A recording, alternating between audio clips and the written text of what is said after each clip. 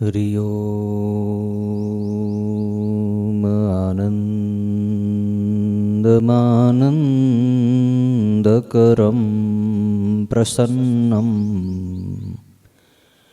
જ્ઞાનસ્વરૂપમ નિજબોધરૂપમ યોગીન્દ્રમિડ્યામ ભવરોગવૈદ્યમ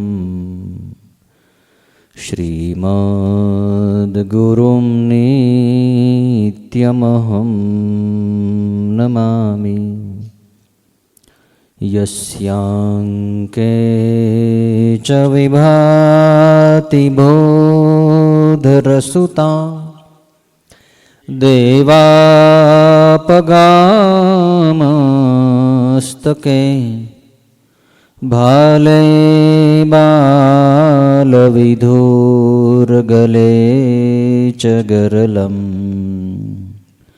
યસ્યોરસી વ્યાલરાટ સોયં ભૂતિ વિભૂષણસુરવરા સર્વાધિપ સર્વદા સર્વઃ સર્વગતઃ શિવઃ શશિનિભઃ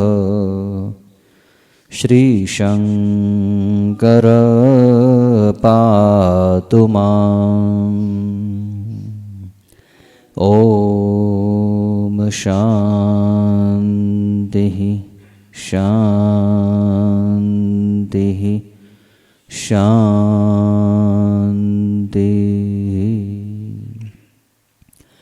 સદ્ગુરુ ભગવાન કી જય. સનાતન ધર્મ કી જય. આનંદેશ્વર મહાદેવ કી જય. રામકૃષ્ણ ભગવાન કી જય. હનુમાનજી મહારાજ કી જય. ઓમ નમઃ પાર્વતી પતયે. હર હર મહાદેવ. ધ્યાન. પરમાત્મા સદાશિવના આનંદમય દિવ્ય જ્યોતિ સ્વરૂપનું તમારા લલાટમાં ધ્યાન કરો. ઓમ ઓમ ઓમ ઓમ.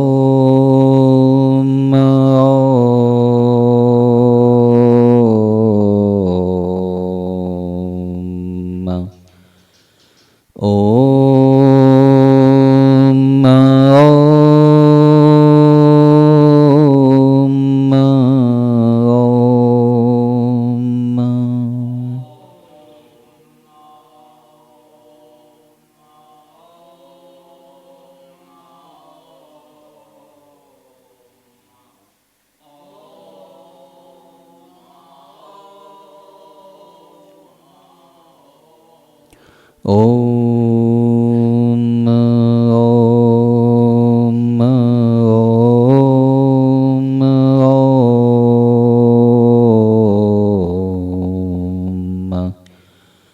ઓમ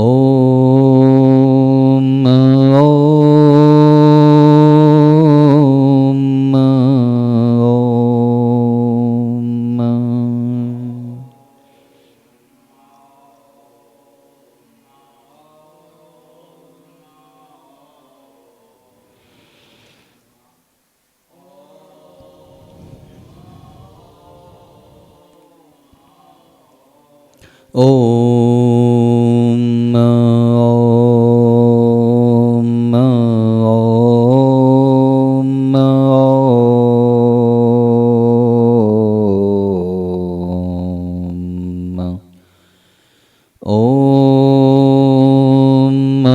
ઓમ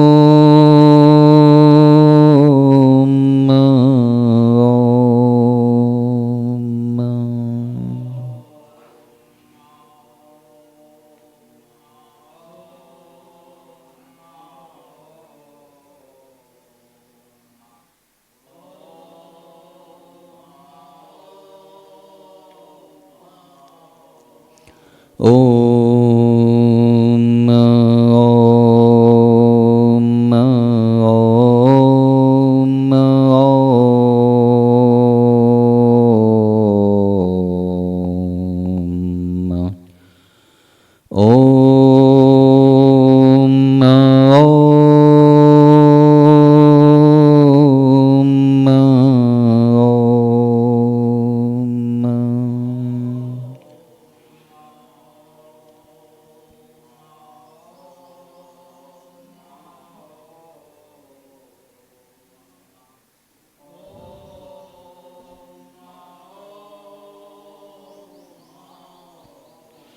ઓમ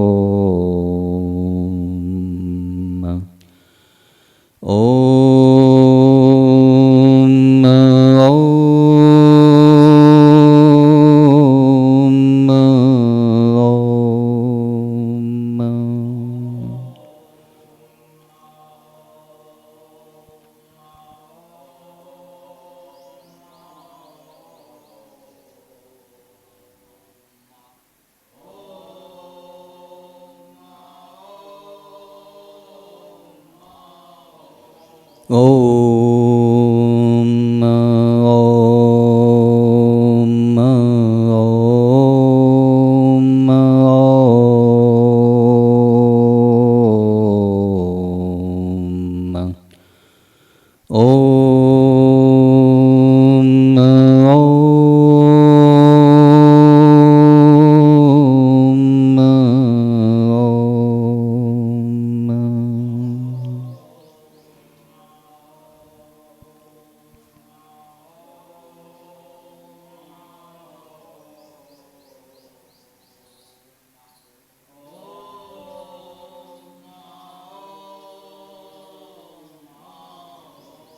જ્યાં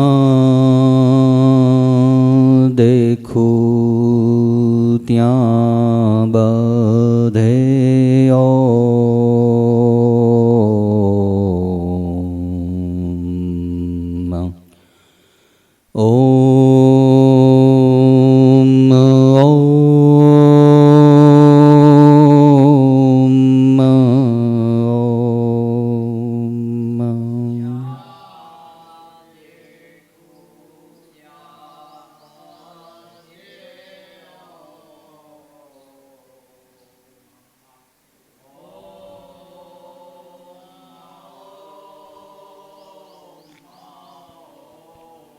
ઓમ નમઃ શિવાય. ઓમ નમઃ શિવાય.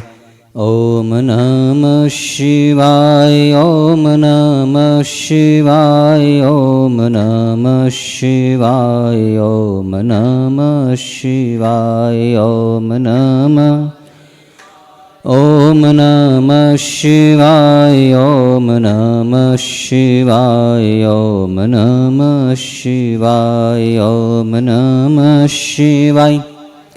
નમઃ શિવાય. ઓમ નમઃ શિવાય. ઓમ નમઃ શિવાય. ઓમ નમઃ શિવાય.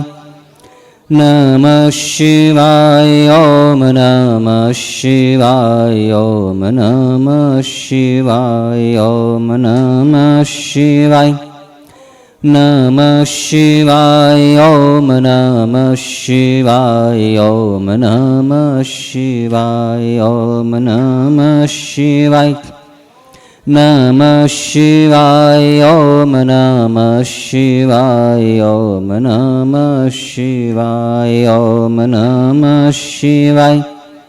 નમઃ શિવાય. ઓમ નમઃ શિવાય. ઓમ નમઃ શિવાય. ઓમ નમઃ શિવાય.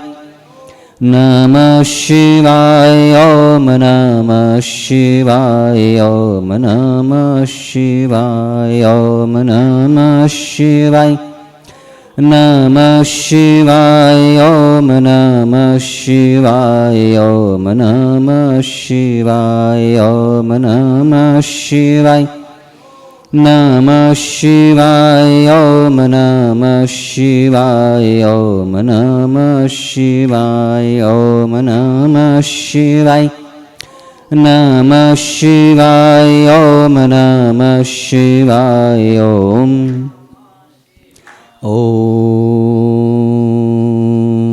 નમઃ પાર્વતી પતયે. હર હર મહાદેવ હર.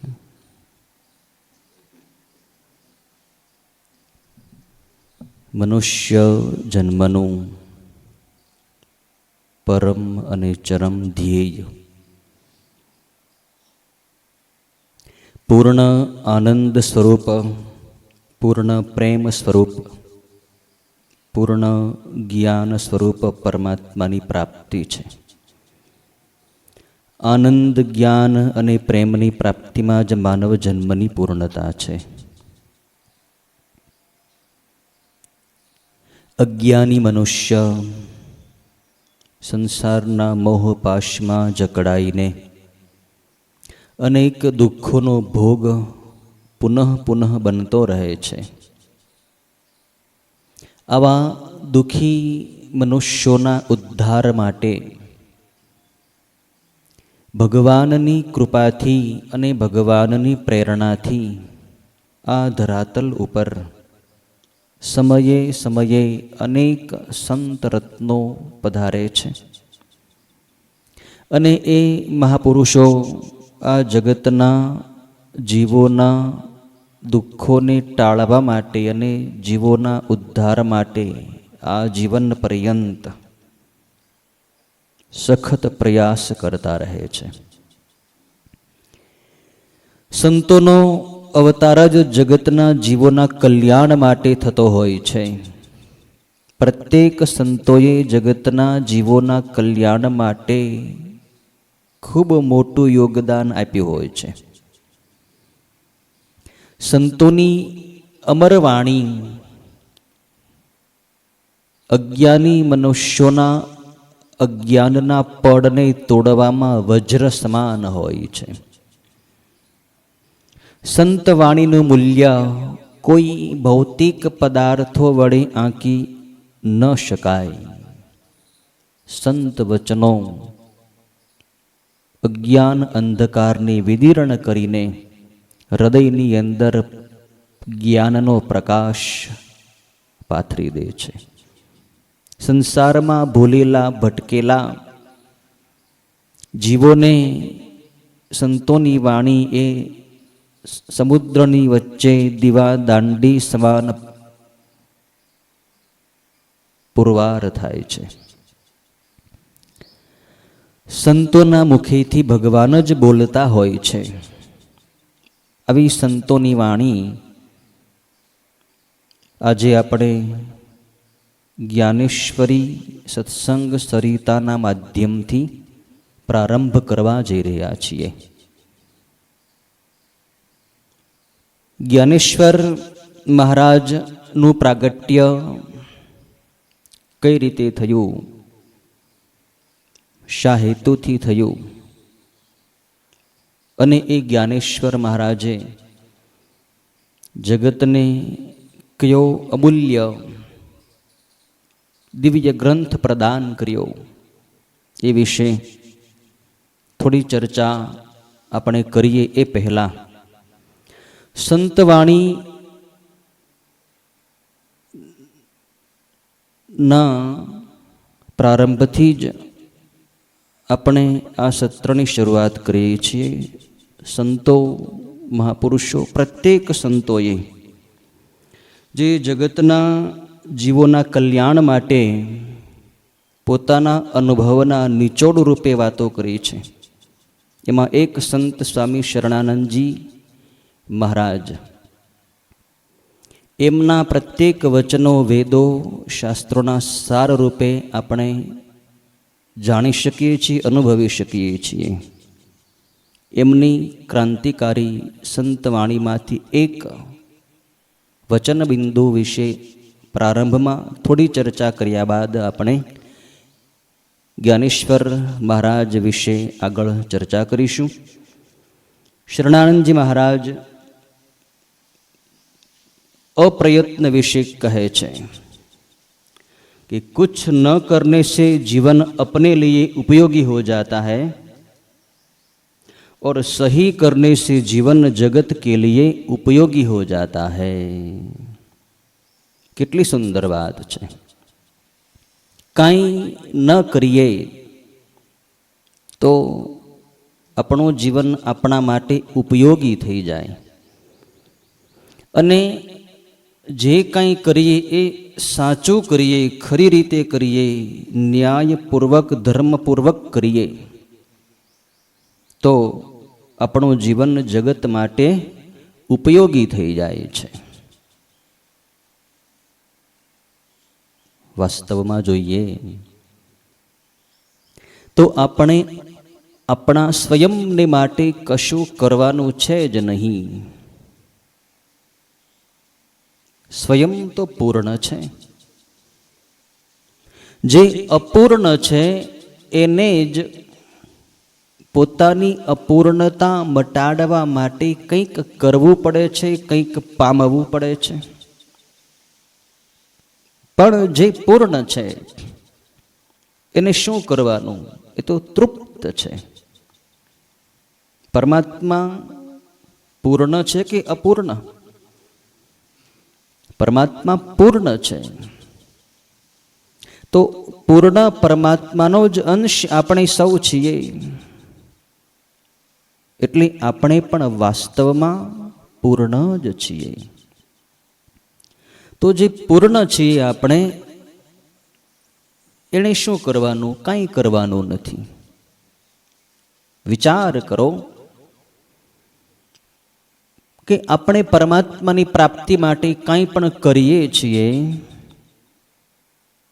तो ए करवा माटे आपणे शरीरनी जरूर पड़े छे के नथी पड़ती? पड़े छे. मननी जरूर पड़े छे, बुद्धिनी जरूर पड़े छे. परमात्मानुं आपणे चिंतन करीशुं तो चित्तनी जरूर पड़शे, विचार करीशुं तो मननी जरूर पड़शे. शरीर वडे पूजा करीशो तो शरीरनी जरूर पड़शे. विचारो, आ शरीर, आ मन, आ चित्त, अहम सुधीनी तमाम चीज वस्तुओ शाश्वत छे के नाशवान? कहेवुं ज पड़शे कि आ बधुं नाशवान छे. विचार करो कि आपणे स्वयं शाश्वत छीए के नाशवान छीए? આપણે શાશ્વત છીએ. શરીર વગેરે, મન બુદ્ધિ વગેરે પદાર્થો નાશવાન છે. આપણે શાશ્વત છીએ, પરમાત્મા શાશ્વત છે. તો શાશ્વત એવા આપણને, શાશ્વત એવા પરમાત્માને પામવા માટે વચ્ચે નાશવાનની જરૂર થોડી પડે? बिल्कुल जरूर नहीं. वच्चे नाशवान ने आपणे लावीए ज नहीं तो शाश्वतनी अंदर भळेलो ज छे. जीव शिवनी अंदर भळेलो ज छे. पण अज्ञानने कारणे आपणे एम मानीए छीए के शिव आपणाथी अलग छे, दूर छे, क्यांक लोकांतरमां छे. अने एटले ज ए अपनी अने परमात्मानी वच्चेनुं अंतर कापवा माटे, ए दूरी मटाडवा माटे, ए भेद, ए भिन्नता मटाडवा माटे अपने शरीर, मन, बुद्धि वगैरेनो सहयोग लईने साधनाना नामे कंईक ने कंईक करीए छीए. જેટલું આપણે કરીશું એટલો નાશવાનનો સંગ કરવો પડે છે. નાશવાનનો સંગ જ પરમાત્માની પ્રાપ્તિમાં બાધક છે, બીજું કોઈ બાધક નથી. તો આ સંગ આપણે છોડી દઈએ, નાશવાનનો સંગ છોડી દઈએ તો શાશ્વત તો આપણને પ્રાપ્ત જ છે. એને પ્રાપ્ત કરવાનું નથી. શાશ્વત પરમાત્મા આપણને અપ્રાપ્ત થયા જ નથી, આપણાથી અલગ થયા જ નથી. એક વહેમ આપણને મટે છે કે ભગવાન મારાથી અલગ છે. મુક્તિ થાય ત્યારે શું થાય છે? મુક્તિ મળે ત્યારે બીજું નવું કાંઈ થઈ જતું નથી.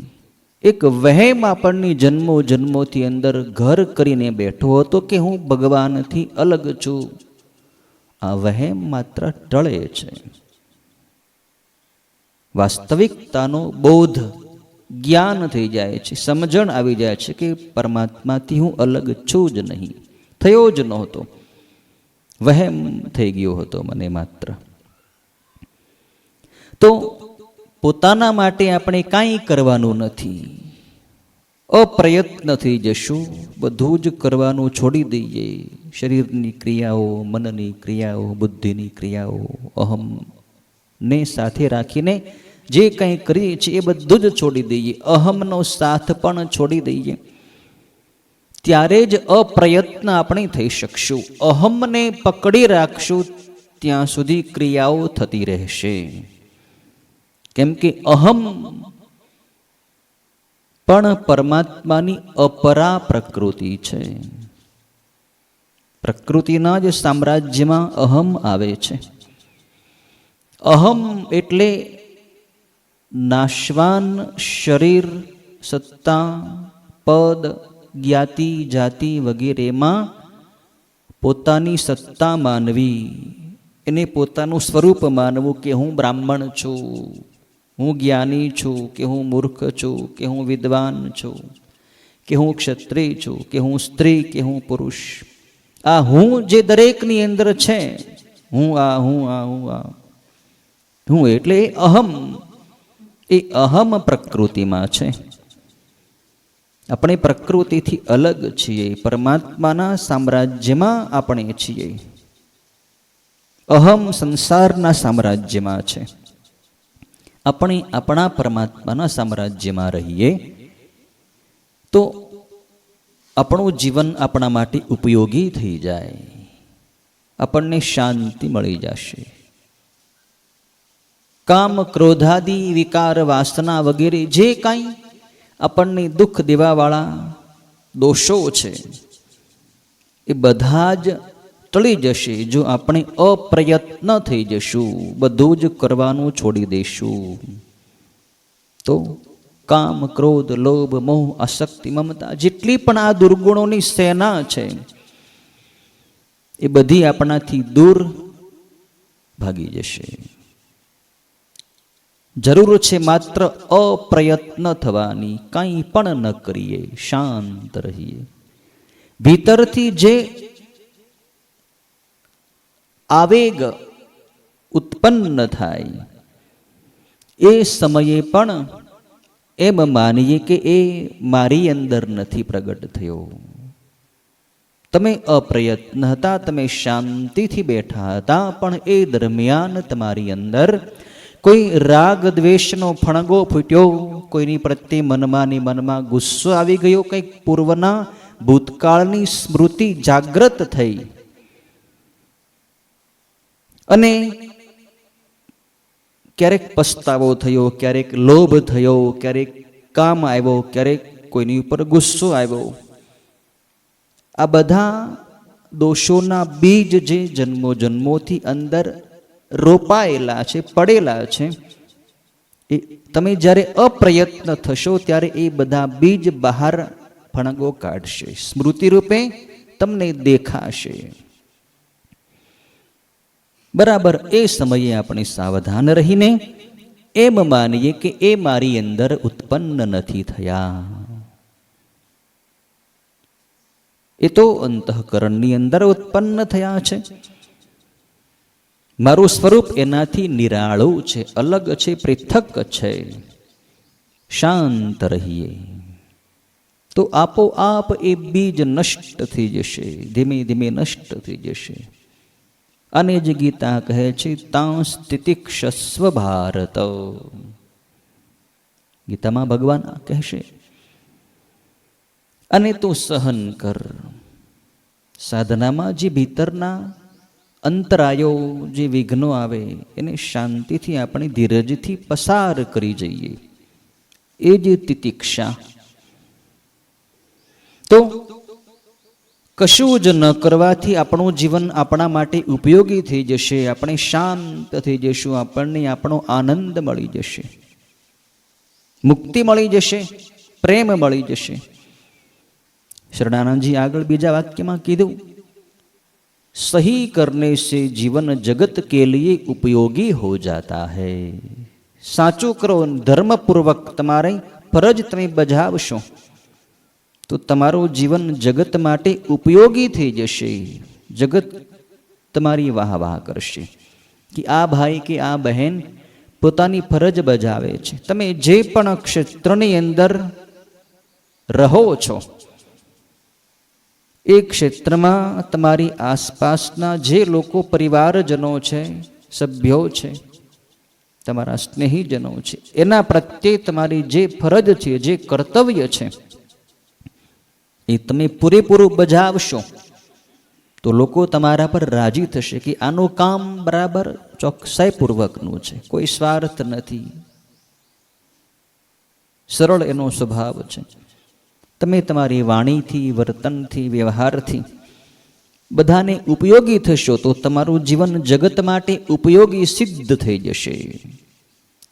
જગત તમારી આવશ્યકતાનો અનુભવ કરશે કે આ માણસની આપણે જરૂર છે, આ ભાઈ હોય તો આ કામ થશે. જગત આપણી જરૂરિયાત અનુભવશે કે આની જરૂર છે. તો સુંદર સુવિચાર શરણાનંદજી મહારાજનો. હવે જ્ઞાનેશ્વર મહારાજના જીવન વિશે આપણે આજે શરૂઆતમાં એમનું જીવન શું હતું. જ્ઞાનેશ્વર મહારાજે જ્ઞાનેશ્વરી ટીકા, જે મહાન ગ્રંથ અધ્યાત્મ જગતની અંદર સાબિત થયો, એનું લેખન કર્યું છે. તો જ્ઞાનેશ્વર મહારાજ કોણ હતા, ક્યારે પ્રગટ થયા હતા, એમનું જીવન કેવું હતું. ભારત ભૂમિમાં સમયે સમયે અનેક સંત રત્નો પ્રગટ થયા છે. એમાં જ્ઞાનેશ્વર મહારાજનું નામ ખૂબ જ એક અધ્યાત્મ જગતના શિખર ઉપર બોલાય છે. મહારાષ્ટ્રની ભૂમિ એ સંતોની ભૂમિ છે. મહારાષ્ટ્ર પ્રાંતમાં આલંદી ક્ષેત્ર, આલંદી નામનું સુંદર ગામ, આ પવિત્ર ગામની અંદર વિક્રમ સંવત 1332 અને ભાદરવા વદ કૃષ્ણાષ્ટમી ની મધ્યરાત્રિએ જ્ઞાનેશ્વર મહારાજનું પ્રાગટ્ય થયું હતું. એમના પિતાજી શ્રી વિઠ્ઠલપંત અને માતાનું નામ રૂક્મિણીબાઈ હતું, બ્રાહ્મણ પરિવાર. તો આ વિઠ્ઠલપંત કોણ હતા, એમનું પણ જીવન શું હતું એ વિશે સંક્ષિપ્ત પરિચય. વિઠ્ઠલપંત નાનેથી જ વૈરાગ્ય રસથી ભરેલો એમનો સ્વભાવ હતો, પણ પરિવારજનોના આગ્રહને કારણે એમને વિવાહ કરવો પડ્યો. રૂક્મિણીબાઈ સાથે એમનો વિવાહ થયો. વિઠ્ઠલપંતજીએ નાનપણમાં શાસ્ત્રો વેદોનું ખૂબ જ અધ્યયન કરેલું, ચિંતન મનન કરેલું, એટલે સ્વભાવ વિરક્ત હતો. ગૃહસ્થાશ્રમ એમને બંધનરૂપ લાગતો હતો. છેવટે ત્યાં સુધી એને બંધનરૂપ થયો. ગૃહસ્થાશ્રમમાં એને અપખો આવી ગયો, વિરક્તિ આવી ગઈ. પણ પત્નીની રજા લીધા વગર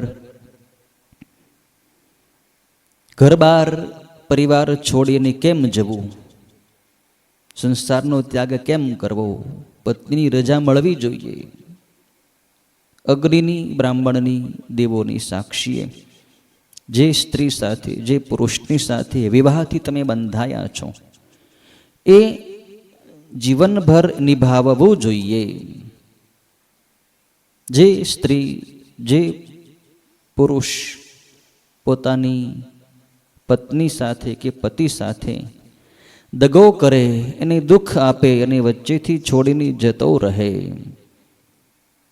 એની આજ્ઞા લીધા વગર, એની અનુમતિ લીધા વગર, એને રાજીપો કર્યા વગર, તો એને દોષ લાગે છે. વિઠ્ઠલપંત આ જાણતા હતા, પણ પત્ની એમ કઈ રજા આપે નહીં. યુવાન શરીર હતું એટલે એકવાર એની પત્ની ખૂબ કામની અંદર વ્યસ્ત હતી. ત્યારે વિઠ્ઠલપંતે જોયું કે અત્યારે બરાબર સમય છે, એનું મન કામની અંદર પરોવાયેલું છે, એટલે સહજ વાત કરતા કરતા એને પૂછી લઉં તો એ સામાન્ય રીતે મને જવાની રજા આપી દેશે. તો એણે પોતાની પત્ની રૂકમિણીબાઈને પૂછ્યું કે મારે ગંગા સ્નાન કરવા માટે જવું છે, હું જાઉં? તે રૂકમિણીબાઈએ કાંઈ પણ વિચાર કર્યા વગર કહી દીધું, તમે તમારે જાઓ ને ગંગા સ્નાન કરી આવો, કાંઈ વાંધો નહીં. ગંગા સ્નાન કરવા માટે ક્યાં જવું એવું કાંઈ પૂછ્યું નહીં. મહારાષ્ટ્રની અંદર ગોદાવરી નદી વહે છે. તેના લોકોએ ગોદાવરીને ગંગા નામથી પણ બોલાવે છે. એટલે એ એમ સમજ્યા કે કદાચ ગોદાવરીમાં સ્નાન કરવા જવું હશે પતિદેવને. તરત વિઠ્ઠલપંતે માની લીધું કે મારી પત્નીનો રાજીપો મળી ગયો, એણે અનુમતિ આપી દીધી. એટલે કોઈ પણ બીજી તૈયારી કર્યા વગર વિઠ્ઠલપંત ત્યાંથી રવાના થયા અને છેક કાશી, વારાણસી ક્ષેત્રમાં આવ્યા છે. શ્રીપાદ સ્વામી નામે પ્રખર સંન્યાસીની પાસે એમણે સંન્યાસની દીક્ષા ગ્રહણ કરી છે. આ બાજુ પતિદેવ ઘરે ન આવ્યા એટલે રૂકમિણીબાઈની ચિંતાથી મારા પતિદેવ ગંગા સ્નાન માટે ગયા, હજી આવ્યા કેમ નહીં. પછી એને મનમાં થયું કે ગંગા સ્નાન માટે ગયા ક્યાં હશે.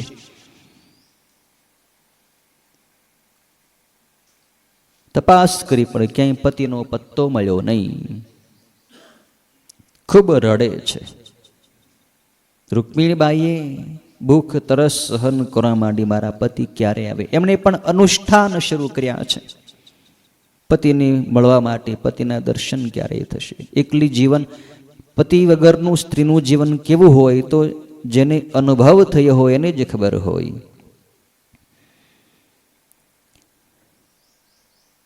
ઘણો સમય પસાર થઈ ગયો. પતિના વિરહમાં રૂકમિણીબાઈનું શરીર ધીમે ધીમે કૃશ થવા માંડ્યું. આ બાજુ શ્રીપાદ સ્વામીજી, જેની પાસેથી વિઠ્ઠલપંતે સંન્યાસ દીક્ષા લીધી હતી, શ્રીપાદ સ્વામી દેશાટન માટે એટલે કે ભારત દેશનું પરિભ્રમણ, તીર્થયાત્રા કરવા માટે નીકળેલા. ફરતા ફરતા આલંદી ક્ષેત્રમાં આવ્યા છે, જ્યાં પોતાના શિષ્ય વિઠ્ઠલપંતની પત્ની રહેતી હતી. શ્રીપાદ સ્વામીનું નામ બહુ સુવિખ્યાત હતું. ગ્રામજનોના ટોળે ટોળા એમના દર્શન માટે આવવા લાગ્યા. રૂકમિણીબાઈને પણ થયું કોઈ પવિત્ર સંત પધાર્યા છે મારા ગામના આંગણે, હું પણ દર્શનનો લાભ લઉં. રૂકમિણીબાઈ એમના દર્શન માટે આવ્યા છે. જેવા રૂકમિણીબાઈ શ્રીપાદ સ્વામીના ચરણમાં વંદન કરવા જાય છે, ત્યાં શ્રીપાદ સ્વામીએ આશીર્વાદ આપ્યા, પુત્રવતી ભવ. આવા આશીર્વાદ સાંભળીને રૂકમિણીબાઈને હસવું આવ્યું. શ્રીપાદ સ્વામી કહે, કેમ દેવી તું કેમ હસે છો? રૂકમિણીબાઈ કહે કે મહાત્માજી, આપે જે આશીર્વાદ તો મને આપ્યા પુત્રવતી ભવ, પણ મારા પતિદેવ તો મને છોડીને કંઈક ઘણા સમયથી જતા રહ્યા છે. આપનો આશીર્વાદ બને કેમ ફળશે, સફળ કેમ થશે? ચર્ચા આગળ વધી એટલે ખબર પડી કે વિઠ્ઠલપંત આ સ્ત્રીના પતિ છે અને એ જ મારો શિષ્ય છે. વિઠ્ઠલપંતે મને કહ્યું નહીં કે હું ગૃહસ્થી છું, મારી સ્ત્રી છે, હું એને મૂકીને અહીં આવ્યો છું. કંઈ પણ કહ્યા વગર મારી પાસેથી દીક્ષા લીધી. શ્રીપાદ સ્વામીની આ વાત ગમી નથી. પાછા વારાણસી આવે છે અને પોતાના શિષ્ય વિઠ્ઠલપંતને સ્પષ્ટ આજ્ઞા ફરમાવે છે કે તું ઘરે જા, તું ગૃહસ્થી છો, તારી વગર તારી પત્ની દુઃખી છે. મારા તને આશીર્વાદ છે, તને ગૃહસ્થાશ્રમમાં પણ તારી આધ્યાત્મિક સાધના ચાલતી રહેશે, તને સિદ્ધિ મળશે, તારું જીવન સફળ થશે. મને પણ પરમાત્મા અંદરથી કંઈક સંકેત આપી રહ્યા છે કે તારા ગૃહસ્થાશ્રમમાં રહેવાથી જગતના ઉપકાર માટે બહુ મોટું કાર્ય થવાનું છે, તું ઘરે જા. ગુરુ આજ્ઞા થઈ. સંન્યાસ દીક્ષા લીધા પછી પાછું ગૃહસ્થાશ્રમમાં આવવું એક અત્યંત કડવો અનુભવ કહેવાય. પણ ગુરુ આજ્ઞા અવિચારણીય. ગુરુદેવની આજ્ઞા શિરોધાર્ય કરીને વિઠ્ઠલપંત પાછા ગૃહસ્થાશ્રમમાં પ્રવેશે છે. પત્નીને પણ આનંદ થયો છે. પત્ની પણ ધર્મ ભાવના વાળી હતી, પતિની આજ્ઞાનું પાલન કરવા વાળી, સુશીલા હતી, સન્નારી હતી, પતિવ્રતા હતી. ગૃહસ્થાશ્રમ સુખેથી શરૂ થયો, પુનઃ શરૂ થયો, પણ સમાજની રૂઢી સારા સારા સજ્જનોને પણ ઘણી વખત વિપત્તિમાં મૂકી દેતી હોય છે. બ્રાહ્મણ સમાજ એના વિરોધમાં પડ્યો કે આ સંન્યાસી થઈને પાછો ગૃહસ્થી થયો, માટે હવે એ બ્રાહ્મણ કહેવાવાને લાયક જ નથી. સમાજ એને તિરસ્કૃત કરે છે. કોઈ પણ વેદોક્ત ક્રિયાની અંદર વિઠ્ઠલપંતને અધિકાર આપતા નથી. સમય જતા વિઠ્ઠલપંતના ઘરે 2 વર્ષના ગાળે સમયાંતરે 4 સંતાનોનો જન્મ થયો. પ્રથમ સંતાન એટલે નિવૃત્તિનાથ. એમનો જન્મ વિક્રમ સંવત 1330 અંદર. ત્યાર પછીનું બીજું સંતાન વિક્રમ સંવત 1332 સાલમાં શ્રી જ્ઞાનેશ્વર મહારાજ, કે જે જ્ઞાનની સાક્ષાત મૂર્તિ કહેવાય છે, કે જેમણે જ્ઞાનેશ્વરી ગીતા નામે મહાન ગ્રંથ સાધકોના કલ્યાણ માટે જગતને આપ્યો છે. ત્યાર પછીના 2 વર્ષના સમયાંતરે સોપાનદેવ નામનો ત્રીજો પુત્ર, અને ત્યાર પછીના 2 વર્ષના અંતે સમયાંતરે મુક્તાબાઈ નામની શ્રેષ્ઠ કન્યા, સૌથી નાની બહેન. આ 4 સંતાન રત્નો એને પ્રાપ્ત થયા છે. એ સમયના મોટા મોટા સંતો પણ એમ કહે છે કે આ 4 સંતાનો કોઈ સામાન્ય મનુષ્યો નહોતા. નિવૃત્તિનાથ એટલે સાક્ષાત ભગવાન શિવનો અવતાર. જ્ઞાનેશ્વર મહારાજ એટલે સાક્ષાત ભગવાન વિષ્ણુનો અવતાર. સોપાન દેવ એટલે ચતુર્મુખ બ્રહ્માજીનો સાક્ષાત અવતાર. અને મુક્તાબાઈ એ સાક્ષાત આદિ માયા જગદંબા ભવાનીનો અવતાર કહેવાય છે. આ 4 ભાંડેડાઓએ પોતાના અત્યંત ટૂંકા જીવનગાળામાં અનેકો લોકોનું કલ્યાણ કર્યું છે. 4 પુત્રો તો થયા, પરંતુ વિઠ્ઠલ પંતની સામે એક બહુ મોટો પ્રશ્ન ઊભો થયો. પ્રશ્ન એ કે આના જે 3 પુત્રો છે, આ એક દીકરી છે, એમાંથી 3 પુત્રોને યજ્ઞોપવિત સંસ્કાર એટલે કે જનોઈ આપવાના સંસ્કાર કરવાના હતા. બ્રાહ્મણોને જનોઈ પહેરવી આવશ્યક છે, પણ બ્રહ્મ સમાજ એમને એ વિશે માન્યતા આપતો નથી, કેમ કે એ બ્રાહ્મણ જ ગણતા નથી, આમને સંન્યાસીના પુત્ર ગણે છે. ઘણી આજીજી વિનંતી કરી, પણ બ્રહ્મ સમાજ એ વિશે સંમત ન થયો. કોઈ પણ બ્રાહ્મણ એમને જનોઈ આપવા તૈયાર ન થયા. વિઠ્ઠલપંત કહે છે કે આના માટે મારે શું પ્રાયશ્ચિત્ત કરવું પડે, આપ મને બતાવો. વેદ શાસ્ત્રોમાંથી તમે કોઈ પ્રમાણ બતાવો કે મારે એના માટે શું પ્રાયશ્ચિત્ત કરવાનું. ત્યારે બ્રહ્મ સમાજ એમ કહ્યું છે કે તમે બંને પતિ પત્ની જો શરીર પ્રયાગની અંદર શરીર છોડી દો તો જ શુદ્ધિ થાય, વિના શુદ્ધિ નહીં થઈ શકે. શુદ્ધિ માટે પહેલા વિઠ્ઠલ પંતજીએ ત્રંબકેશ્વર ક્ષેત્રમાં આવી બ્રહ્મગીરીની પરિક્રમા પણ કરી, કુંડની અંદર સ્નાન પણ કર્યું છે. પણ બ્રહ્મ સમાજ એનાથી સંતુષ્ટ થયો નથી, શરીર છોડવાની વાત કરી. વિઠ્ઠલપંતની વિરક્તિ ચડી છે. ભલે કોઈ પણ ભોગે, હું મારા પુત્રોને જનોઈ અપાવીને રહીશ, ભલે અમારે શરીર છોડવું પડે. વિઠ્ઠલપંત પ્રયાગરાજ તીર્થક્ષેત્રમાં જ્યાં ગંગા યમુના સરસ્વતીનો ત્રિવેણી સંગમ છે, ત્યાં શરીર ત્યજવા માટે આવ્યા છે. સાથે પત્ની પણ આવી છે. પત્ની પતિવ્રતા હતી. પતિ શરીર છોડે તો મારે શરીર રાખીને શું કરવું છે?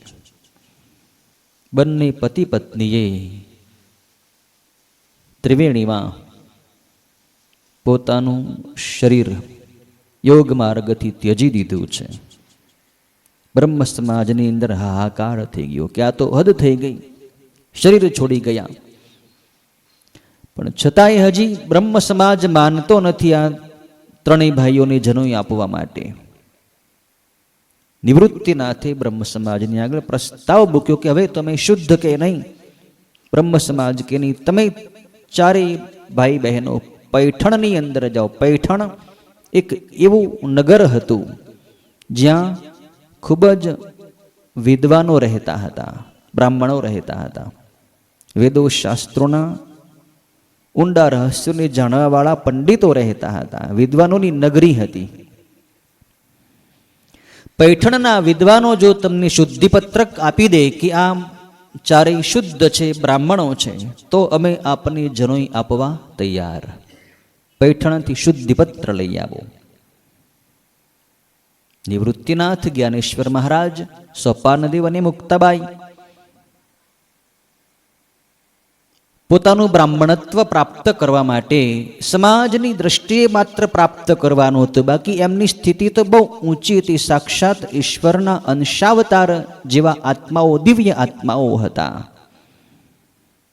પણ સમાજની રૂઢિ હતી, એને અનુસરવું પડે એમ હતું. અને પોતાનું જીવન કાર્ય પણ એમને આગળ કરવાનું હતું. માટે 4 પૈઠણની અંદર આવે છે. યજ્ઞોપવિત સંસ્કાર માટે બ્રહ્મ સમાજની સમક્ષ પોતાનો પ્રસ્તાવ મૂકે છે. પંડિતોને કહે છે કે આ વિશે આપ વિચાર કરો અને અમને શુદ્ધિપત્ર આપો. પંડિતો ના પાડે છે કે યજ્ઞોપવિત ધારણ કરવી હોય તો ધારણ કરીને પછી વેદો ભણવા પડે. બ્રાહ્મણને જે વેદ ભણવાનો અધિકાર છે, તમે બ્રાહ્મણ જ નથી. ત્યારે જ્ઞાનેશ્વર મહારાજ ઊભા થયા છે. તમે એમ કહો છો કે બ્રાહ્મણને જે વેદ ભણવાનો અધિકાર, તો વેદ તો એક આ પાડો જે છે, પાડાની પાસે પણ હું વેદના મંત્રો બોલાવી શકું છું. એક પાડો હતો ત્યાં. બ્રાહ્મણો કહે એમ? હા. જ્ઞાનેશ્વર મહારાજ તો જન્મસિદ્ધ મહાપુરુષ હતા. બહુ નાની ઉંમર છે, કદાચ 12-13 વર્ષની ઉંમર. પાડાના મસ્તકની ઉપર જ્ઞાનેશ્વર મહારાજે પોતાનો વરદ હસ્ત મૂકી દીધો, અને જેવો મહાપુરુષનો વરદ હસ્તનો સ્પર્શ થયો એવો પાડાના મુખેથી પ્રથમ શબ્દ ઓમ નીકળ્યો છે. ત્યારબાદ વેદના મંત્રોને એક એક રૂચાઓ પાડો પોતાના મુખેથી બોલે છે. પાડા જેવા એક અત્યંત અપવિત્ર પશુના મુખેથી પણ વેદવાણીના મંત્રો, એનો ઉચ્ચાર સાંભળીને બ્રહ્મ સમાજ ચકિત થઈ ગયો. આ જ્ઞાનેશ્વર કોઈ સામાન્ય બાળક નથી, આ કોઈ ઈશ્વરીય વિભૂતિ છે. છતાંય હજી અમુક બ્રાહ્મણોને સંતોષ ન થયો. અમુક બ્રાહ્મણોએ જ્ઞાનેશ્વરની મશ્કરી કરી કે તારું નામ શું છે? જ્ઞાનેશ્વર કે મારું નામ જ્ઞાનેશ્વર છે. તો તારી પાસે જે જ્ઞાન છે એ તે આ પાડાને આપ્યું એમ? તો કે હા, મારી અંદર જે આત્મા છે, જે પાડાની અંદર પણ આત્મા છે. આત્મા તો બધાની અંદર એક છે. ચાહે કોઈ પણ પશુ હોય, મનુષ્ય હોય, કીડા મકોડા હોય, જીવજંતુ હોય. આત્મા નાનો નથી, આત્મા મોટો નથી, આત્મા કીડો નથી, આત્મા મનુષ્ય નથી. આત્મા આત્મા છે. મારી એની સાથે આત્મીય એકાત્મતા છે એમ? હા. તો પાડાને હું મારું તો એ તને પણ વાગે? હા, વાગે જ. ચાબુક લીધી છે પેલા બ્રાહ્મણે, અને પાડાને જોરથી 2 ચાબુક લગાવી દીધી. જ્ઞાનેશ્વરને કહ્યું તને વાગ્યું? તરત જ્ઞાનેશ્વર મહારાજે પોતાની પીઠ બતાવી કે જુઓ, મારી પીઠમાં પણ એ ચાબુકના ચાબખા પડ્યા છે. જોઈને દંગ રહી ગયા છે બ્રાહ્મણો. નમી પડ્યા કે ખરેખર જ્ઞાનેશ્વર મહારાજ, અમે આપને ઓળખી શક્યા નહીં. ધીમે ધીમે નગરની અંદર ચર્ચાઓ થવા માંડી. બ્રહ્મ સમાજ નમી પડ્યો છે. શુદ્ધિપત્રક લખી દીધું છે કે ખરેખર આ ચારે ભાંડડા ભાઈઓ બહેનો શુદ્ધ બ્રાહ્મણ છે. એના બ્રાહ્મણપણામાં કોઈ ખામી નથી, પવિત્ર છે એમનું જીવન. પછી તો પૈઠણમાં ઘણો સમય વિતાવે છે. એકવાર એક બ્રાહ્મણના ઘરે શ્રાદ્ધનો દિવસ હતો. એમાં આ ચારે ભાઈ બહેનોને આમંત્રિત કર્યા હતા જમવા માટે. જ્ઞાનેશ્વર મહારાજે પોતાની શક્તિનો પ્રભાવ એમના ઘરે પણ બતાવ્યો.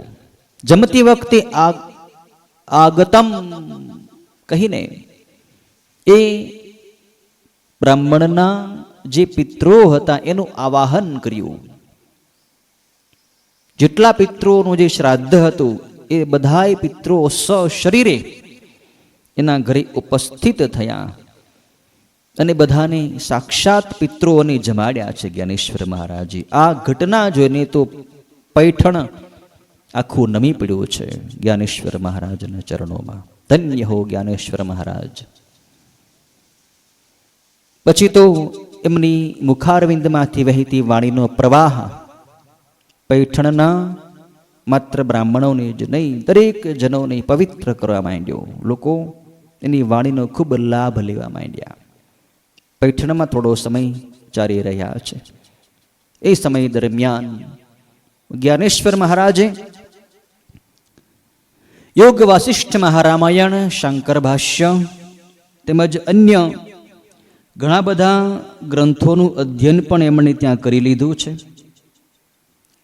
ત્યાર પછી પૈઠણમાંથી વિદાય લઈ અને આલંદી આવવા માટે ચારેય ભાઈઓએ પ્રસ્થાન કર્યું. ચારેય ભાઈ બહેનોએ. પેલો પાડો પણ એમની સાથે હતો, જેને મુખેથી એમણે વેદોના મંત્રો બોલાવ્યા હતા. ચાલતા ચાલતા આવતા હતા, રસ્તામાં આલે નામનું ગામ આવ્યું. આલે ગામની અંદર પાડાને જીવિત સમાધિ આપવામાં આવી છે. પાડાએ સમાધિ લઈ લીધી છે. ત્યાંથી પછી આગળ નિવાસા નામનું ગામ, ત્યાં થોડો સમય રોકાણા છે. નિવાસાથી પછી જ્ઞાનેશ્વર મહારાજ પોતાની જન્મભૂમિ એવા આલંદી ગામની અંદર પધાર્યા. ચારેય ભાઈ બહેનો શુદ્ધિપત્રક લઈને આવ્યા હતા. બધે એમના જ્ઞાનનો પ્રભાવ પ્રસારિત થઈ ગયો હતો. લોકો જાણતા હતા જ્ઞાનેશ્વર મહારાજ પરમ યોગી છે.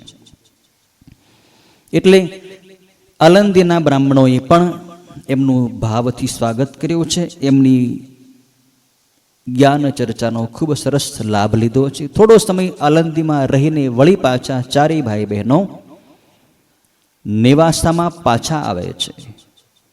નિવાસા ગામની અંદર જ જ્ઞાનેશ્વર મહારાજે પોતાના મોટા ભાઈ નિવૃત્તિનાથના સાનિધ્યમાં આ જ્ઞાનેશ્વરી ગીતાનું ભાષ્ય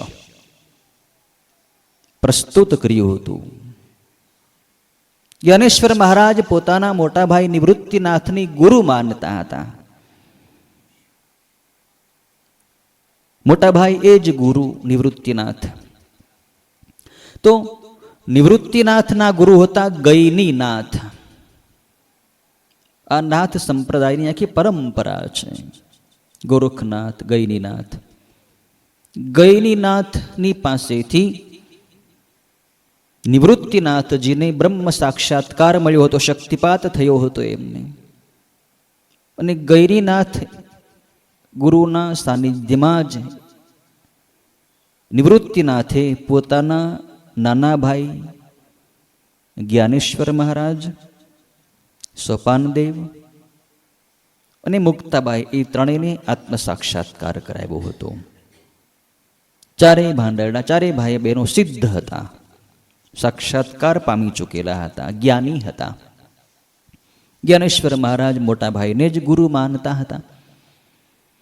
નિવાસામાં આવ્યા પછી સ્વામી સચ્ચિદાનંદજી કરીને એક સંન્યાસી, પણ એમનું શરીર બરાબર મૃત્યુ પામ્યું, મળદું પડ્યું હતું. જ્ઞાનેશ્વર મહારાજે પોતાની યોગ શક્તિથી સચ્ચિદાનંદ સ્વામીના મૃતદેહની અંદર પ્રાણનો સંચાર કર્યો છે, પાછા જીવિત કર્યા છે એમ કહેવાય છે. સચ્ચિદાનંદ સ્વામીની પાસે જ્ઞાનેશ્વર મહારાજે આ જ્ઞાનેશ્વરી નામનો ગ્રંથ લખાવ્યો છે. સામે નિવૃત્તિનાથ બેઠા છે. જ્ઞાનેશ્વર મહારાજ ઈશ્વરીય વાણીનું માધ્યમ બનીને બોલતા જાય છે. સચ્ચિદાનંદ સ્વામી લખતા જાય છે. જ્યારે આ ગ્રંથનું લેખન જ્ઞાનેશ્વર મહારાજે કરાવ્યું ત્યારે જ્ઞાનેશ્વર મહારાજની ઉંમર માત્ર 15 વર્ષની જ હતી. કલ્પના કરો કેટલો મોટો ચમત્કાર કહેવાય.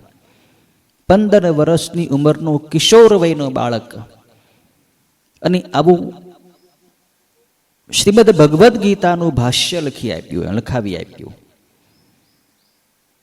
શ્રીમદ ભગવદ્ ગીતા એટલે ભગવાન શ્રી કૃષ્ણચંદ્રે કુરુક્ષેત્રના મેદાનમાં પોતાના સખા ભક્ત અર્જુનને આપેલો દિવ્ય જ્ઞાનનો ઉપદેશ આપણે સૌ જાણીએ છીએ. શ્રીમદ ભગવદ્ ગીતા જે 18 અધ્યાયની અંદર વિસ્તરેલી છે. 700 શ્લોક છે આ શ્રીમદ ભગવદ્ ગીતાના. પ્રત્યેક શ્લોક વિશે ઊંડું વિવેચન જ્ઞાનેશ્વર મહારાજ લખાવતા જાય છે. શ્રીમદ ભગવદ્ ગીતા સંસ્કૃત ભાષામાં છે. જ્ઞાનેશ્વર મહારાજે એનું રૂપાંતર, એનું વિવેચન મરાઠી ભાષામાં કર્યું છે. અને એ પણ ઓવિયો નામના એક સાહિત્યના માધ્યમથી. કોઈ વાક્ય લખાવીને નહીં, પણ ઓવી, જેમ રામાયણની અંદર ચોપાઈ અને દોહા આવે છે એમ મરાઠીમાં ઓવીઓ આવે છે. જેમ અખા ભગતના ચાબખા આવે છે એમ જ્ઞાનેશ્વર મહારાજે ઓવી લખાવી છે. ભગવદ્ ગીતા 700 અધ્યાયમાં આવેલી છે, એટલે ગીતાજીના 700 શ્લોક છે. અધ્યાય 18 છે, શ્લોક 700 છે. તો 700 શ્લોકમાંથી જ્ઞાનેશ્વર મહારાજે 9033 ઓવિયો લખાવી છે. કેટલો વિસ્તાર કર્યો, કેટલો ઊંડાણપૂર્વક, અને છતાંય સામાન્ય માણસ સમજી શકે એવી સરળ ભાષામાં અનેક પ્રકારના સુંદર દ્રષ્ટાંતો સાથે જ્ઞાનેશ્વર મહારાજે આ ગીતાની ટીકા, આ ગીતાનું વિવેચન લખાવેલું છે. આ ગીતા વિક્રમ સંવત 1347 ની અંદર આ ગીતાનું લેખન કાર્ય પૂર્ણ થયું છે, જ્ઞાનેશ્વરી ગીતાનું. અને ત્યાર પછી જ્ઞાનેશ્વર મહારાજ તીર્થયાત્રા કરવા નીકળે છે. સાથી નિવૃત્તિનાથ, સપાનદેવ, મુક્તાબાઈ પણ છે.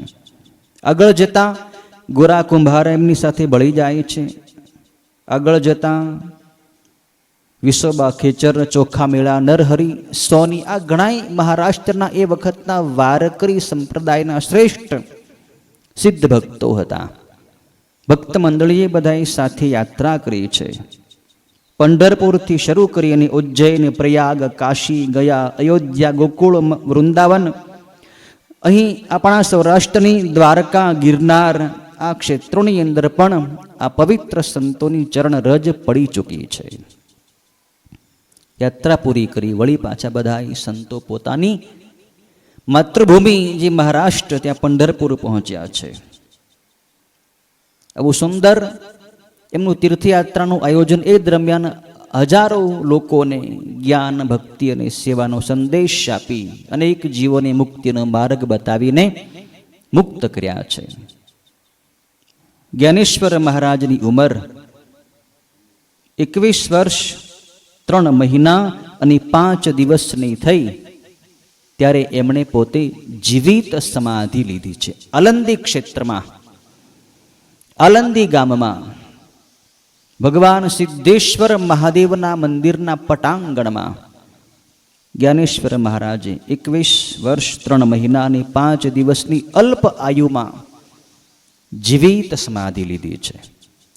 ઉંમર કેટલી નાની છે, પણ કાર્ય કેટલું મોટું કરી ગયા. માણસ કેટલું જીવ્યો એનું મહત્વ નથી, કેવું જીવ્યો એનું મહત્વ છે. 100 વર્ષ 150 વર્ષ જીવો પણ લોકોને નડ્યો હોય તો શું કામનું. આવી નાની ઉંમરમાં જગતના કલ્યાણ માટે કેટલું મોટું કાર્ય કરી ગયા. જ્ઞાનેશ્વર મહારાજે જીવિત સમાધિ લીધા પછીના 1 વર્ષના સમયગાળા દરમિયાન એમના જે ભાઈ બહેનો હતા એ પણ એક પછી એક સમાધિ લેતા ગયા. સોપાનદેવે લીધી, પછી મુક્તાબાઈએ લીધી, છેલ્લે નિવૃત્તિનાથે પણ સમાધિ લઈ લીધી છે ત્રંબકેશ્વરમાં. મુક્તાબાઈએ તાપી નદીના કિનારે માણેગાંવ નામના ગામમાં સમાધિ લીધી છે. એ પણ મહાન યોગીની હતી, નાનકડી બહેન છે, પણ બ્રહ્મ જ્ઞાન એની અંદર ભરપૂર છે. દિવ્ય શક્તિથી એમનું જીવન ઓતપ્રોત છે. જ્ઞાનેશ્વર મહારાજ જ્યારે પૈઠણમાંથી બ્રાહ્મણો પાસેથી શુદ્ધિપત્રક લઈ ચૂક્યા હતા, એ સમય દરમિયાન એક 1400 વર્ષની ઉંમરનો ચાંગદેવ નામનો યોગી હતો. ઉંમર હતી 1400 વર્ષની, 1400 વર્ષ. નામ હતું એનું ચાંગદેવ. પ્રખર વિદ્વાન, પ્રખર સિદ્ધ, એટલી બધી એની પ્રખર તપશ્ચર્યા હતી કે મૃત્યુ ઉપર પણ એણે વિજય મેળવ્યો હતો.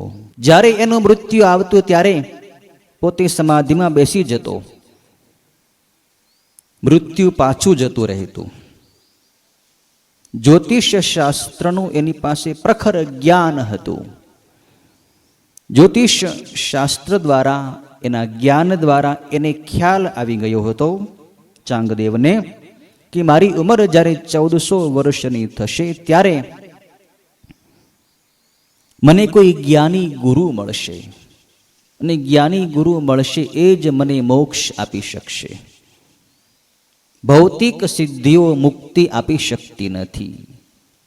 સદગુરુની કૃપા વગર જીવ મુક્તિ પામી શકતો નથી. છેલ્લી વખતે ચાંગદેવ 1400 વર્ષની ઉંમર થવા આવી ત્યારે સમાધિમાં બેસવા ગયો. એ ખ્યાલ આવી ગયો કે હવે મને ગુરુ મળવાના છે.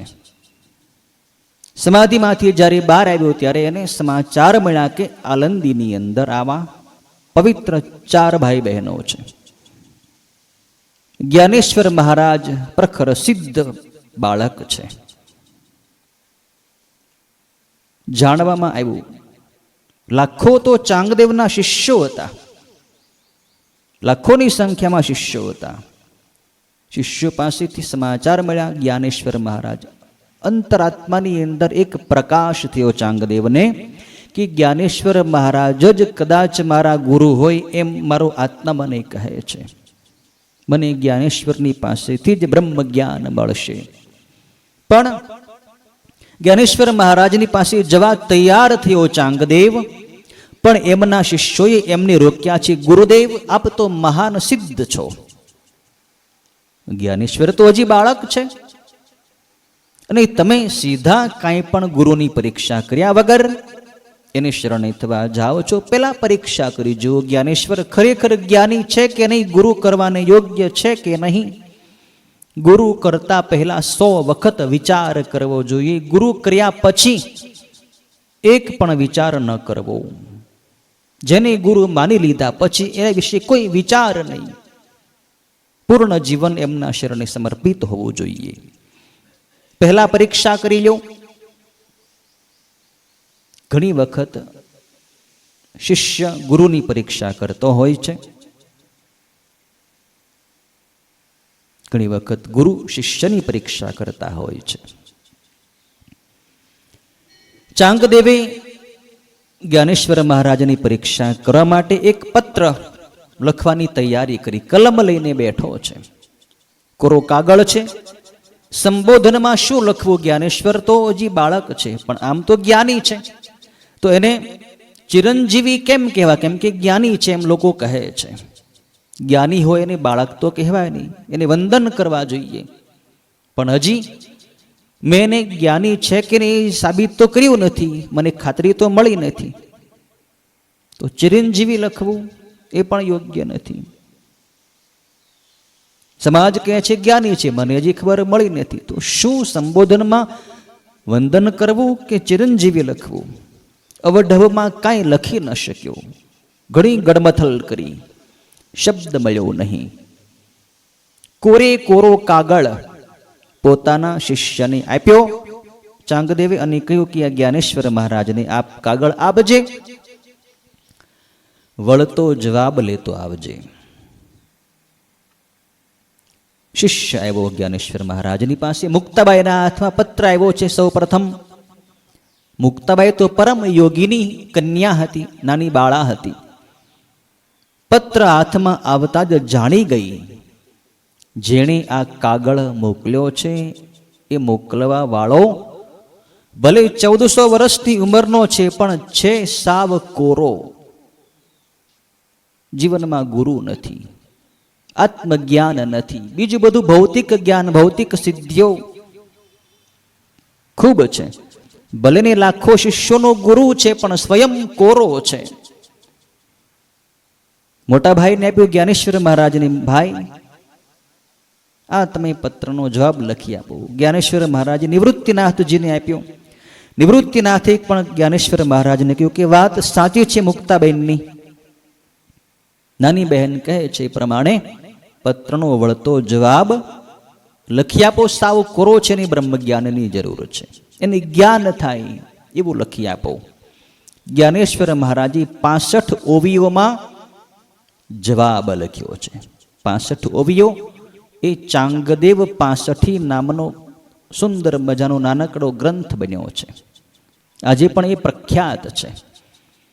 65 ઓવિયોમાં એટલું બધું ઊંડું બ્રહ્મજ્ઞાન લખ્યું હતું. એ પત્ર લઈને પેલો શિષ્ય પોતાના ગુરુ ચાંગદેવની પાસે આવે છે. ચાંગદેવે પત્ર વાંચ્યો છે, ઘણું ઊંડું ચિંતન કર્યું, પણ આ 65 ઓવિયોનો મર્મ ચાંગદેવને સમજાણો નથી.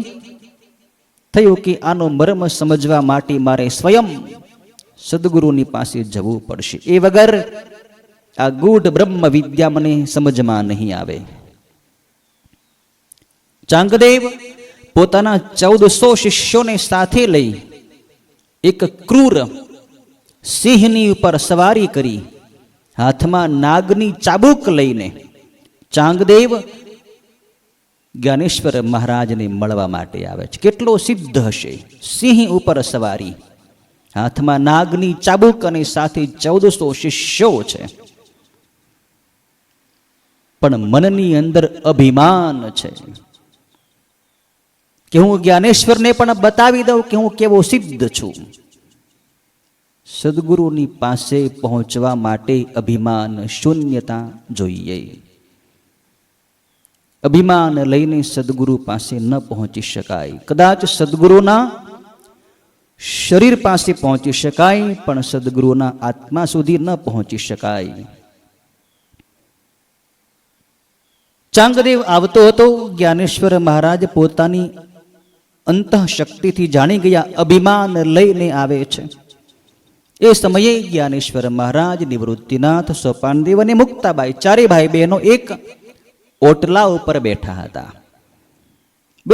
શાંતિથી જાણી ગયા જ્ઞાનેશ્વર મહારાજ આવે છે તો બ્રહ્મજ્ઞાન લેવા માટે, ઓવિયોનો મર્મ સમજવા માટે, પણ અભિમાન લઈને આવે છે તો એને કેમ સમજાશે મર્મ? એનું અભિમાન મારે ઉતારવું પડશે. જ્ઞાનેશ્વર મહારાજે એ ઓટલાને આજ્ઞા આપી કે ચાલ, તું ચાલવા માંડ. ઓટલો તો જડ છે. સિંહ ભલે ને, સિંહ ક્રૂર પ્રાણી છે, પણ છે તો પ્રાણીની જીવિત પ્રાણી છે, એને તો વશ કરી શકાય. ઓટલાની અંદર પ્રાણ પૂરી દીધા, ઓટલાને ચલાવી દીધો. માર્ગની અંદર ચાંગદેવ અને જ્ઞાનદેવની મુલાકાત થઈ છે. ચાંગદેવ ઓળખી ગયો કે ઓટલાને જે ચલાવી દે કોઈ સામાન્ય બાળક ન હોઈ શકે. એનું અભિમાન ઓગળ્યું છે. સિંહની સવારી છોડી નીચે ઉતર્યો, ચરણમાં વંદના કરી જ્ઞાનેશ્વર મહારાજને વંદન કરે છે. મને આપની લખેલી આ 65 ઓવિયોનો મર્મ સમજાવો. જ્ઞાનેશ્વર મહારાજ કહે છે કે બિલકુલ સમજાવો, પણ એક શરત. તારા જે આ 1400 શિષ્યો છે એમાંથી એકની બલી મને મળી જાય, મારે નર બલી જોઈએ, તો હું સમજાવવા તૈયાર છું. ચાંગદેવે પ્રસ્તાવ મૂક્યો છે શિષ્યોને કે તૈયાર થાવ. કોણ તૈયાર થાય? મરવાને કોણ તૈયાર થાય? એક પછી એક શિષ્યોમાંથી કોઈ ન ઊભું રહ્યું. બધા ચાંગદેવને છોડીને જતા રહ્યા છે. ચાંગદેવના મનની અંદર ગુરુપણાનો જે ઘમંડ હતું કે હું ગુરુ છું, એ ગુરુનું ઘમંડ પણ ઉતરી ગયું. ચાંગદેવને તો મર્મ સમજવો હતો, એટલે સ્વયં મરવા માટે તૈયાર થયો. જ્ઞાનેશ્વર મહારાજને કહે છે કે હું મારું મસ્તક આપવા તૈયાર છું, પણ તમે મને જ્ઞાન આપો. જ્ઞાનેશ્વર મહારાજ કે નહીં ભાઈ, આ જડ શરીરનું મસ્તક મારે લઈને શું કરવું છે? હું તો તારું અહમ રૂપી મસ્તક માગું છું. તું તારું અહમ છોડી દે. મારે તને જ્ઞાન આપવું નહીં પડે, તારે જ્ઞાન લેવું નહીં પડે, તને આપોઆપ મળી જશે. ચાંગદેવ સંપૂર્ણ શરણે થયા છે. મુક્તાબાઈએ એમના મસ્તક ઉપર હાથ મૂક્યો છે અને આત્મ સાક્ષાત્કારની દીક્ષા આપી ચાંગદેવને મુક્તિ આપી છે. નિવૃત્તિનાથ, સોપાનદેવ, જ્ઞાનેશ્વર, મુક્તાબાઈ ચાર ભાઈઓ બહેનો હતા. એની સાથે આ ચાંગદેવ ભળી ગયા એટલે પંચાયત અને 5 થઈ ગયા. ચાંગદેવ એમની સાથે જ રહે છે. 5ને મુક્તિ મળી. ચાંગદેવે પણ સમાધિ લીધી છે. આવું દિવ્ય જીવન જ્ઞાનેશ્વર મહારાજનું હતું. તો આવી દિવ્ય વિભૂતિએ પોતાની દિવ્ય વાણી જે ભગવદ્ ગીતાના માધ્યમથી આપણા સૌની વચ્ચે પ્રસ્તુત કરી સમાજની વચ્ચે મૂકી છે. વર્ષોથી આ જ્ઞાનેશ્વરી અધ્યાત્મ જગતનો એક મહાન ગ્રંથ તરીકે ઓળખાય છે. આ ગ્રંથ વિશે આપણે આવતીકાલથી સત્સંગ સરિતા વહાવશું. ઓમ પૂર્ણમદઃ પૂર્ણમિદં પૂર્ણાત પૂર્ણમુદચ્યતે પૂર્ણસ્ય પૂર્ણમાદાય પૂર્ણમેવાવશિષ્યતે. ઓમ શાંતિ શાંતિ શાંતિ. હે નાથ, હે પ્રભુ, હે હૃદયેશ્વર, હે પ્રાણેશ્વર, હે સર્વેશ્વર, હે મહેશ્વર, હે દીનબંધો, હે કૃપા સિંધો, હે નોધારાના આધાર, હે પતિત પાવન, હે ભક્તવત્સલ મહાદેવ, હે ભોળાનાથ, હે ભોળી માં, અમે આપના છીએ, આપ અમારા છો.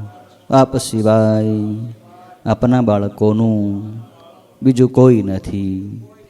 ગમે તેવા તોય અમે આપના છીએ અને ભવો ભવ આપના જ રહેવાના છીએ. માટે હે મહાદેવ, આપના બાળકોને આપના દિવ્ય સ્વરૂપમાં, આનંદ સ્વરૂપમાં સમાવી લ્યો. હે પ્રભુ, અનંત જન્મોથી અજ્ઞાનના અંધારામાં અમે ભટકી રહ્યા છીએ. હે મહાદેવ, આપના બાળકોને જ્ઞાનનો પ્રકાશ આપો. દેહ ભાવથી, પશુ ભાવથી અમને મુક્ત કરી દો. હે ભોળાનાથ, હે ભોળી માં, આપ તો સર્વસમર્થ છો, ધારો એ કરી શકો છો. આપે તો અનેક પાપીઓનો, અનેક દુષ્ટોનો ઉદ્ધાર કર્યો છે. આપના બાળકો ક્યાં એવા પાપી છે? આપના બાળકો તો આપના શરણે થઈ ગયા છે. માટે હે મહાદેવ, આપનો વહાલ ભરેલો, પ્રેમ ભરેલો વરદ હસ્ત અમારા મસ્તક ઉપર પધરાવી દો. હે ભોળાનાથ, હે ભોળી માં, અમારા જીવનમાંથી જે આપને ન ગમતા હોય એવા દુર્ગુણોને દૂર કરીને સદગુણોથી, સદભાવોથી, સદવિચારોથી, સત્કર્મોથી, સત્સંગથી, આપની અનન્ય ભક્તિથી અમને ભરી દો. હે ભોળાનાથ, અમારા જીવનથી કોઈ પણ જીવ પ્રાણીનું અહિત ન થઈ જાય એવી કૃપા કરજો. અમારા જીવનથી સર્વ જીવ પ્રાણીઓનું હિત થાય, સૌનું કલ્યાણ થાય, સૌને આનંદ થાય, સૌને શાંતિ મળે, સૌ સુખી થાય, સૌ નિરોગી થાય, બધાય આપના ભક્ત બની જાય. અમારું સંપૂર્ણ જીવન આપની પૂજાનું પુષ્પ બની જાય એવી કૃપા કરજો. અમારી સાથે રહેજો, દયાળુ બનજો, કૃપાળુ બનજો. ઓમ શાંતિ, ઓમ શાંતિ,